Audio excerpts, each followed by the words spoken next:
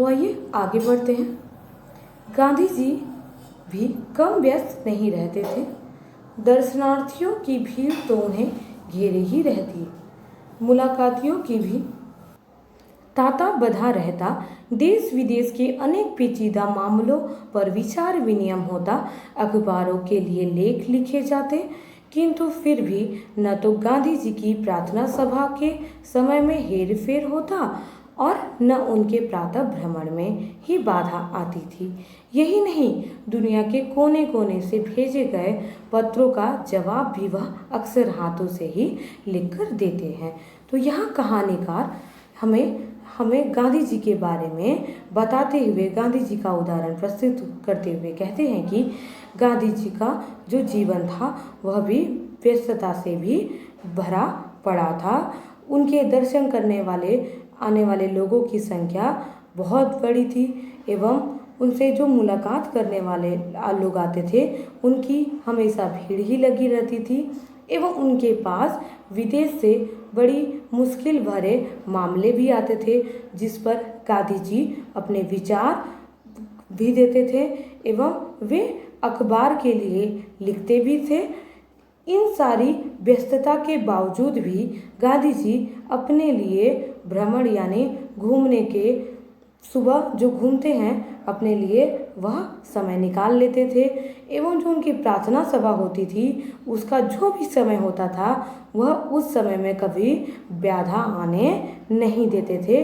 ठीक समय पे प्रार्थना सभा भी होती थी एवं देश के हर कोने से लोग उन्हें पत्र भी लिखते थे, जिसका गांधी जी ठीक समय पर जवाब भी देते थे एवं वह पत्र अपने हाथ से ही लिखकर देते थे। यानी कहने का मतलब यह है कि इतनी व्यस्तता होने के बावजूद भी गांधी जी एवं नेहरू जी अपने जीवन में हर चीज़ों के लिए समय निकाल लेते थे। और यह किस प्रकार संभव था? क्योंकि उन्होंने समय का नियोजन, समय का सदुपयोग का उन्हें ज्ञान था एवं समय का उपयोग उन्होंने भली भांति किया। तो आइए आगे बढ़ते हैं। गांधी जी और नेहरू दोनों का जीवन प्रमाणित करता है कि यदि हम अपने समय सोच समझ कर विभाजित कर लें और फिर उस पर दृढ़ता से आचरण करें तो अपने निश्चित व्यवसाय के अतिरिक्त भी अन्य कार्यों के लिए हमें पर्याप्त समय मिलता रहेगा। समय की कमी की शिकायत फिर कभी नहीं रहेगी। हाँ, इसके लिए हमें सतत सचेष्ट और जागरूक अवश्य रहना पड़ेगा। यहाँ कहानीकार कहते हैं कि गांधी जी और नेहरू जी से उनके जीवन से हमें यह देखने को मिलता है कि उन्होंने क्या किया था, अपने समय को सोच विचार कर विभाजित किया, बांटा अपने समय को एवं बांटने के बावजूद उन्होंने दृढ़ता यानी अपने मन में ये बैठा लिया कि मुझे यह कार्य इतने समय में ही पूरा करना है। ये सिर्फ बांटा ही नहीं, उस काम को उतने समय में पूरा भी किया, जिससे अगर हम इस प्रकार से कार्य करते हैं कि समय को बांटते हैं एवं उतने समय में ही अपने कार्य को पूरा करते हैं तो हमारा जो कार्य है वह तो बहुत अच्छे से हो जाएगा एवं जो कार्य हम कर रहे हैं, जो व्यवसाय जो हमारा कार्य है उसमें तो हम कुशल हो जाएंगे और अच्छे से वह हमारा कार्य हो जाएगा।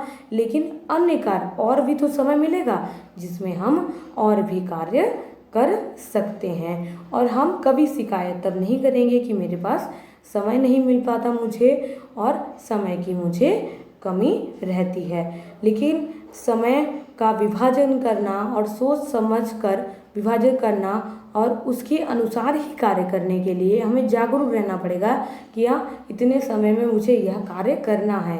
ये नहीं कि सो जाए और भूल जाए कि हाँ, हमने समय को भी विभाजित किया था, हमें यह भूलना नहीं है। तो आइए आगे बढ़ते हैं। किसी ने ठीक कहा है कि समय धन के समान है, अतः सावधानी और सतर्कता से हम अपने धन का हिसाब तो रखें, पर समय के हिसाब में थोड़ा ज़्यादा ही सावधानी बरतें। कारण धन तो आता जाता रहता, किंतु गया समय फिर वापस नहीं आता। समय का बजट बनाना जिसने सीख लिया उसने जीने की कला सीख ली, सुख और समृद्धि के भंडार की कुंजी प्राप्त कर ली। यहाँ कहा जा रहा है कि हमें यह बताया जाता है कि समय किसके समान है? समय धन के समान है। तो जो धन है, धन हम सोच समझ कर खर्च करते हैं, लेकिन समय हमें और भी सोच समझ कर हमें समय का हिसाब रखना चाहिए, सोच समझ कर खर्च करना चाहिए। जितना हम धन के साथ सतर्कता करते हैं उससे ज़्यादा हमें समय की साथ सावधानी बरतनी चाहिए, क्योंकि धन आता जाता रहेगा, पैसा आएगा और फिर चला जाएगा, खर्च हो जाएगा।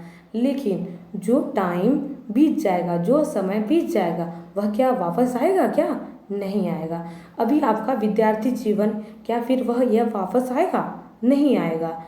जो समय एक बार आया है वह आपके जीवन में एक ही बार आएगा, क्योंकि समय बीत जाने के बाद वह वापस नहीं आ सकता और आप उसे वापस नहीं ला सकते। लेकिन धन अगर खर्च भी हो जाए तो आप कमा कर फिर से धन एकत्र कर सकते हैं, लेकिन समय एकत्र नहीं कर सकते हैं।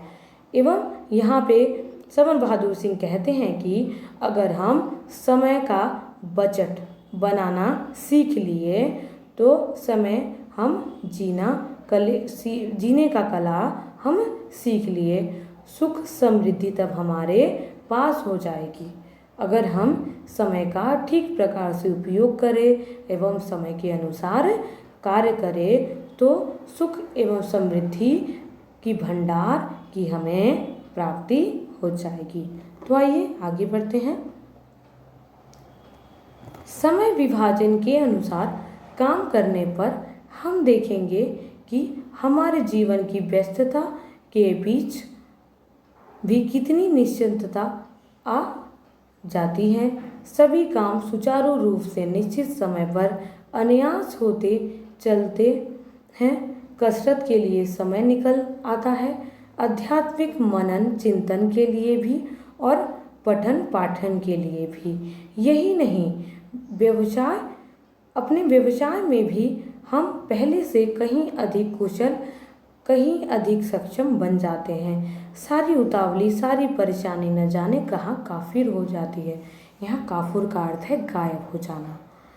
अब देखिए, जब हम समय जो हमने बांटा था, जब उसके अनुसार हम कार्य करने लगते हैं तो हमारे जीवन में जो हमारा जो बिजी शेड्यूल रहता है कि हम लोग इतने प्रेशराइज हो जाते हैं कि इतना काम हमको करना है, तो हमारे जीवन में एक निश्चिंतता आ जाती है, एक रिलैक्सेशन आ जाता है कि हाँ, यह कार्य तो इतने बजे से इतने बजे ही करना है, उसके बाद यह कार्य समाप्त हो जाएगा।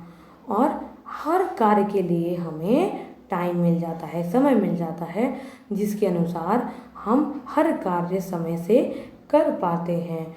और ये नहीं, इतना ही नहीं, हम जो कार्य करते हैं उसमें हम कुशल हो जाते हैं, यानी बहुत अच्छे से वह कार्य सीख जाते हैं, क्योंकि अब उसकी हमें आदत हो जाती है। तो वह कार्य हम बहुत अच्छे से सीख जाते हैं, उसमें कुशल हो जाते हैं और हमारी जो परेशानी रहती है बार बार समय के अभाव की, वह काफूर यानी गायब हो जाती है।